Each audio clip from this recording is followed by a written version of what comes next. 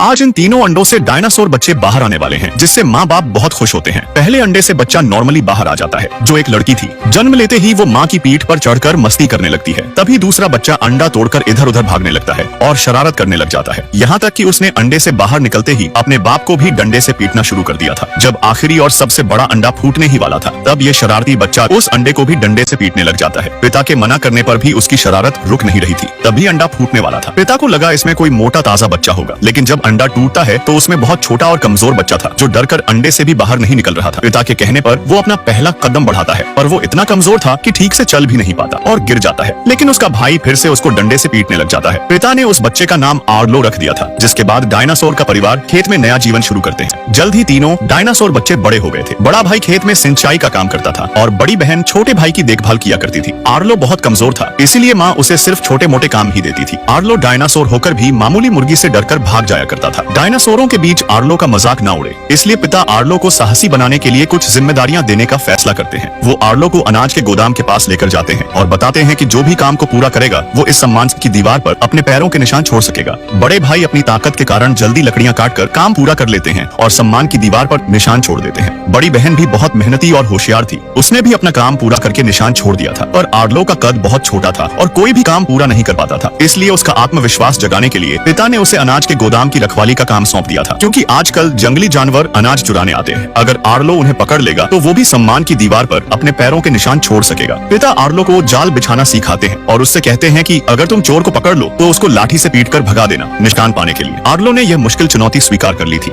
यह छोटा डायनासोर लाठी लेकर अनाज के गोदाम के चारों ओर पूरे कॉन्फिडेंस के साथ पहरा दे रहा था और उसके जाल में चोर के फंसने का इंतजार कर रहा था। थोड़ी देर बाद अचानक जाल में कुछ फंस जाता है। डरपोक आर्लो रेंगता हुआ उसको देखने जा रहा था। तभी अचानक सामने एक छोटा जंगली बच्चा आकर आर्लो की फाड़ देता है। आर्लो तुरंत लाठी उठाकर बच्चे को मारने जा रहा था, लेकिन जब उसने देखा कि बच्चा जाल में उलझकर सांस लेने में तकलीफ महसूस कर रहा है, तो आर्लो को उस पर दया आ जाती है, जिससे उस पर वार नहीं कर पाता। आर्लो रस्सी काटकर बच्चे को भाग जाने के लिए कहता है। बच्चा ये देखकर हैरान था कि एक डायनासोर ने उसको जिंदा छोड़ दिया है। तभी जंगली बच्चा सूंघता हुआ आर्लो के नजदीक जाने लगा था। आर्लो पीछे हटते हटते अचानक एक पत्थर से टकराकर नीचे गिर जाता है और बच्चे को नजदीक आता देख डरकर जोर से चिल्ला देता है, जिससे उसके पिता वहां पर पहुंच जाते हैं। लेकिन मौका पाकर जंगली बच्चा तुरंत वहां से भाग चुका था। पिता को आर्लो पर बहुत गुस्सा आता है, क्योंकि उसने अपने शिकार को छोड़ दिया था, जिस कारण पिता आर्लो को लेकर छोटे जंगली बच्चे का पीछा करने लगते हैं, ताकि आर्लो एक काम तो पूरा कर पाए। लेकिन पहाड़ों में आते आते अचानक मौसम खराब होना शुरू हो जाता है। तभी आर्लो चलते चलते नीचे गिर जाता है। पिता आर्लो को उठाते हैं और वापस घर लौटने का फैसला कर लेते हैं। और तभी अचानक नदी में बाढ़ आ जाती है। खतरे को देखकर पिता आर्लो को जल्दी से ऊंचाई पर फेंक देते हैं, लेकिन खुद पहाड़ पर चढ़ने में असफल हो जाते हैं, जिस कारण पलक झपकते ही पिता बाढ़ में बहकर चले गए थे। पिता के जाने के बाद सारी जिम्मेदारी अकेली माँ पर आ चुकी थी। अपनी माँ की हालत देखकर आर्लो पिता की मृत्यु पर दुखी हो जाता है और कसम खाता है कि परिवार की देखभाल अब वो खुद करेगा। एक दिन फसल काटते समय आर्लो को फिर से वही छोटा जंगली बच्चा मिल जाता है, जो गोदाम में बैठकर अनाज खा रहा था। तभी उसे याद आया कि इसी जंगली बच्चे की वजह से उसके पिता बाढ़ में बह गए थे, जिससे उसको बहुत गुस्सा आने लगा था। लेकिन जंगली बच्चा भागने के बजाय आर्लो के नजदीक जा रहा था। तभी गुस्से में आर्लो बच्चे को पकड़ने की कोशिश करता है, लेकिन जंगली बच्चा बहुत फुर्तीला था और बच्चे को पकड़ने के चक्कर में घर से बहुत दूर निकल चुका था। और तभी अचानक दोनों नदी में जा गिरते हैं। एक डायनासोर और जंगली बच्चा फिसलकर नदी में जा गिरते हैं। नदी का बहाव बहुत तेज था, जिसमें बहते हुए आर्लो चट्टान से टकराकर बेहोश हो जाता है। थोड़ी देर बाद जब उसको होश आया तो वो खुद को एक अनजान पथरीली जगह पर पाता है। घबराते हुए आर्लो यही सोच रहा था कि अब वो यहाँ से कैसे निकलेगा। तभी उसकी नजर पहाड़ पर बैठे जंगली बच्चे पर पड़ती है, जिसको पकड़ने के लिए वो चट्टान पर चढ़ता है और ऊपर पहुंचकर बच्चे से कहता है कि यह सब तुम्हारी वजह से हुआ है और तुम्हारी वजह से ही मेरे पिता की मृत्यु हुई थी और तुम्हारी वजह से अब मैं इस अजीब जगह पर आकर फंस चुका हूँ। तभी बच्चा डायनासोर के नजदीक जाता है और उसके मुंह पर मिट्टी डालकर चला जाता है। आर्लो चट्टान पर चढ़कर अनजान जंगल को देखकर बौखलाया हुआ था। तभी उसे अपने पिता की बात याद आती है कि नदी के साथ चलकर वो अपने घर पहुंच सकता है। आर्लो अपनी बाप की सिखलाई से नदी किनारे चल रहा था। काफी देर तक चलने के बाद उसे एक लाल जामुन का पेड़ दिखाई देता है। आर्लो को बहुत भूख लगी थी, इसलिए वो चट्टान पर बैलेंस बनाकर जामुन को तोड़ने की कोशिश कर रहा था